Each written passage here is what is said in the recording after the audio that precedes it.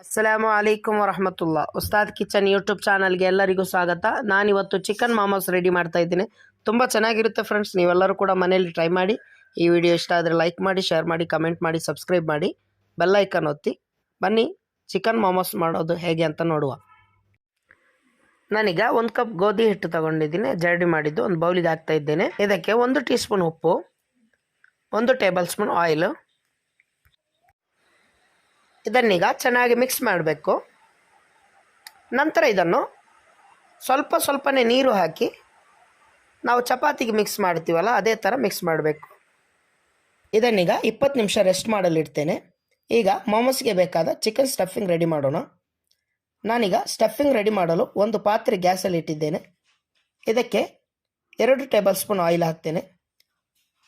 Oil ಬಿಸಿಯಾದ ನಂತರ 1 table spoon ಹಸಿ ಶುಂಠಿ ಈ ಥರ ಸಣ್ಣದಾಗಿ ಕಟ್ ಮಾಡಿದ್ದು, 1 ಟೇಬಲ್ ಸ್ಪೂನ್ ಬೆಳ್ಳುಳ್ಳಿ ಹೆಸಳು ಸಣ್ಣದಾಗಿ ಕಟ್ ಮಾಡಿದ್ದು. ಇದೀಗ ಸ್ವಲ್ಪ ಫ್ರೈ ಆದ ನಂತರ 1 ಕಪ್ ನೀರುಳ್ಳಿ, 1 ಕಪ್ ಸಣ್ಣದಾಗಿ ಕಟ್ ಮಾಡಿದ ಕ್ಯಾಬೇಜ್ ಹಾಕ್ತಾ ಇದ್ದೇನೆ. ಇದೀಗ ಒಂದು ಅರ್ಧದಷ್ಟು ಫ್ರೈ ಆದರೆ ಸಾಕು. ಇದೀಗ ಫ್ರೈ ಆಗ್ತಿದ್ದಾಗೆ ಕ್ಯಾಪ್ಸಿಕಮ್ ಇದ್ದರೆ ಸಣ್ಣದಾಗಿ ಕಟ್ ಮಾಡಿ ಹಾಕ್ಬೋದು. ನಾನೀಗ ಇದು ಅರ್ಧ ಫ್ರೈ ಆಗಿದೆ. ಇದಕ್ಕೆ ನಾನು 1 ಕಪ್ ಬೋನ್ಲೆಸ್ ಚಿಕನ್ ಈ ಥರ ಮಿಕ್ಸಿಯಲ್ಲಿ ಗ್ರೈಂಡ್ ಮಾಡಿ ಹಾಕ್ತಾ ಇದ್ದೇನೆ. ಚಿಕನ್ 10-15 ನಿಮಿಷ ಇದರಲ್ಲಿ ಫ್ರೈ ಮಾಡಬೇಕು. ಚಿಕನ್ ಫ್ರೈ ಮಾಡೋದೇ ಹಾಕ್ತಾರೆ, ಆದರೆ ಫ್ರೈ ಮಾಡಿದರೆ ಟೇಸ್ಟ್ ತುಂಬ ಚೆನ್ನಾಗಿರ್ತದೆ. ಇದು ಕೂಡ ಅರ್ಧದಷ್ಟು ಬಾಯ್ಲ್ ಆದರೆ ಸಾಕು. ಇದೀಗ ಅರ್ಧ ಬಾಯ್ಲ್ ಆಗಿದೆ.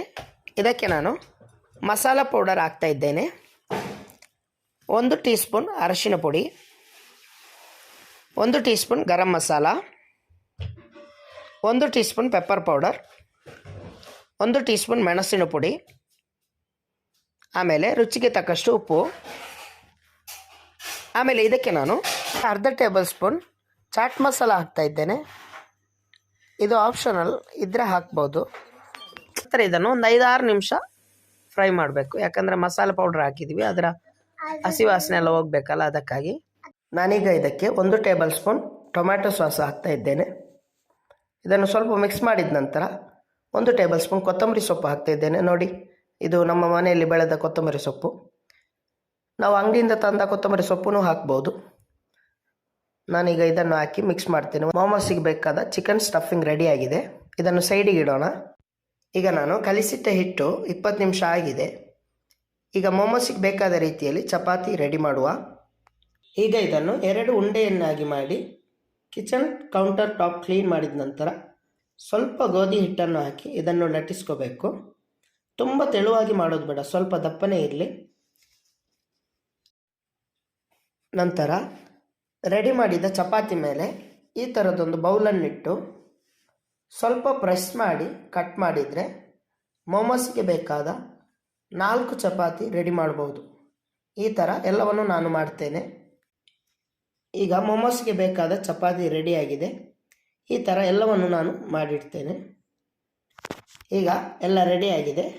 ಈಗ ಒಂದೊಂದೇ ಚಪಾತಿಯನ್ನು ಇಟ್ಟು ಅದರ ಮೇಲೆ ಸ್ವಲ್ಪ ನಾವು ರೆಡಿ ಮಾಡಿದ ಚಿಕನ್ ಸ್ಟಫಿಂಗನ್ನು ಹಾಕಿ ಈ ಥರ ಫೋಲ್ಡ್ ಮಾಡಬೇಕು. ನೋಡಿ, ನಾನು ಫೋಲ್ಡ್ ಮಾಡ್ತಾ ಇದ್ದೀನಿ. ಈ ಥರ ಫೋಲ್ಡ್ ಮಾಡಬೇಕು.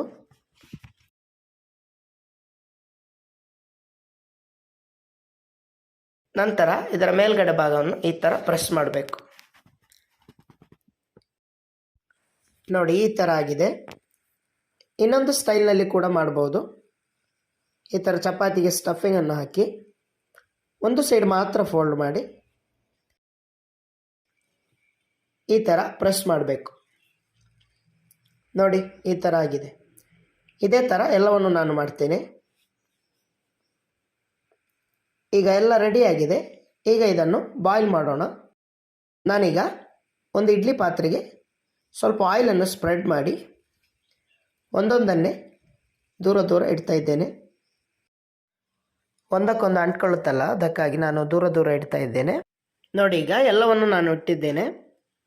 ಈಗ ಇದನ್ನು ಮುಚ್ಚಳ ಹಾಕಿ ಒಂದು 15 ನಿಮಿಷ ನಾವು ಇದನ್ನು ಬಾಯ್ಲ್ ಮಾಡಬೇಕು ಫ್ರೆಂಡ್ಸ್. ನಂತರ ನಮಗೆ ಚಿಕನ್ ಮೋಮೋಸ್ ರೆಡಿ ಆಗ್ತದೆ. ಈಗ 15 ನಿಮಿಷ ಆಗಿದೆ. ಮುಚ್ಚಳ ತೆಗೆಯುವ. ನೋಡಿ, ಈ ಥರ ಬ್ರೌನ್ ಕಲರ್ ಆಗಬೇಕು. ಚಿಕನ್ ಮೋಮೋಸ್ ರೆಡಿ ಆಗಿದೆ. ನಾನೀಗ ಇದನ್ನು ಬೇರೊಂದು ಪ್ಲೇಟಿಗೆ ಹಾಕ್ತೇನೆ. ಈಗ ನಾನು ಚಿಕನ್ ಮೋಮೋ ಚಟ್ನಿ ರೆಡಿ ಮಾಡಿದ್ದೇನೆ.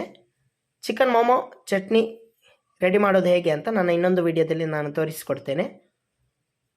ನೋಡಿ ಫ್ರೆಂಡ್ಸ್, ತುಂಬ ಚೆನ್ನಾಗಾಗಿದೆ. ನೀವೆಲ್ಲರೂ ಕೂಡ ಮನೆಯಲ್ಲಿ ಟ್ರೈ ಮಾಡಿ. ಮುಂದಿನ ರೆಸಿಪಿಯಲ್ಲಿ ಸಿಗೋಣ. Thanks for watching. ಅಸ್ಸಲಾಮು ಅಲೈಕುಮ್ ವರಹಮತುಲ್ಲಾಹ್.